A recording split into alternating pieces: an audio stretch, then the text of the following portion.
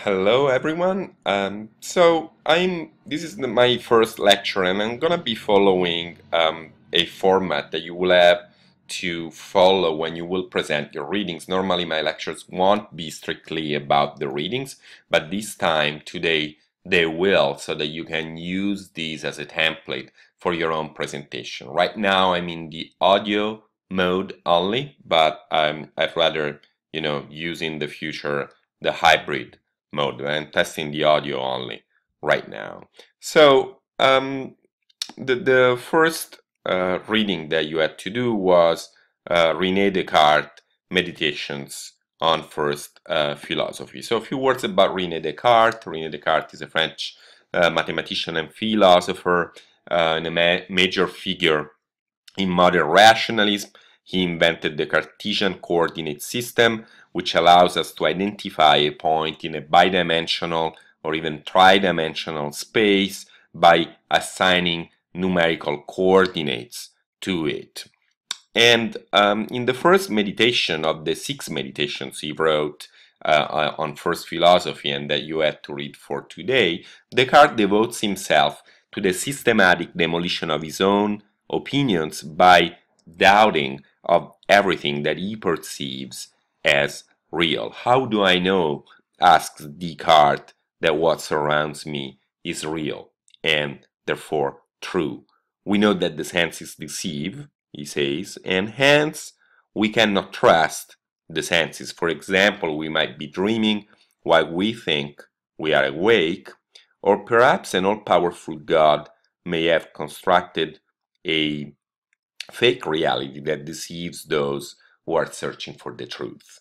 But because God is supremely good and the source of truth, Descartes concludes that this deception might be the work of a delicious demon who is active in the world and who deceives those who are searching for the truth.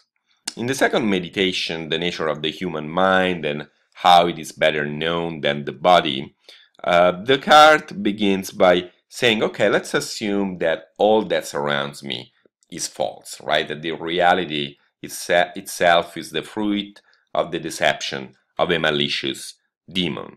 Then how do I know that I exist? If I convince myself of something, then I must exist. It is my mind that tells me this. I'm only a thing that a thinking thing. In other words, the mind allows me to establish a minimal certainty about myself, a baseline about my own existence that the senses and the imagination do not allow me to establish. In this paragraph, which is the 9th paragraph of the second meditation on first philosophy, we can locate the invention of the modern mind, if you want, the cogito ergo sum, the famous I think, therefore I am expression. But what is this I? This I both perceives through the senses and judges, but it is judgment and judgment alone that allows me, for Descartes, to understand phenomena, to grasp their essence beyond their appearance. And judgment is a faculty of the human mind.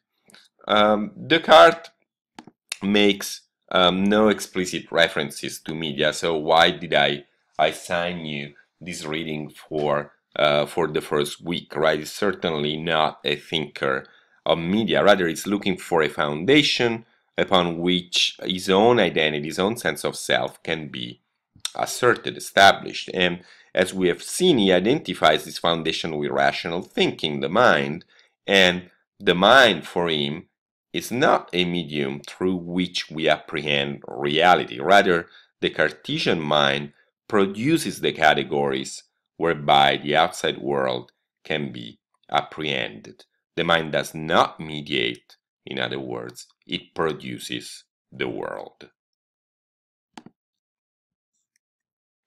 Now, I'm gonna be asking you 3 questions in relation to these readings, right? You should do your readings. Do not limit yourself to my summary, which of course has skipped many parts. These are fascinating text, right? But my questions are as follows. What is the relationship between the Cartesian mind and the movie The Matrix that you had to watch for today? Is The Matrix similar to the Cartesian mind, or is it more similar to Descartes' malicious demon? What is the function of the Matrix in the movie? How can we know, second, that the world that surrounds us is real, as Descartes is asking?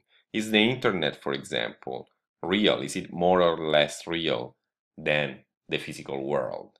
The internet was once defined as a consensual hallucination, right? So my question is about the degree of reality of the internet in relation to the world that we experience through the senses. And third, do you think that the body is still essential to understand who we are and how we relate to one another, or are we approaching an era in which the body will be made obsolete perhaps and replaced almost entirely by technological prosthesis?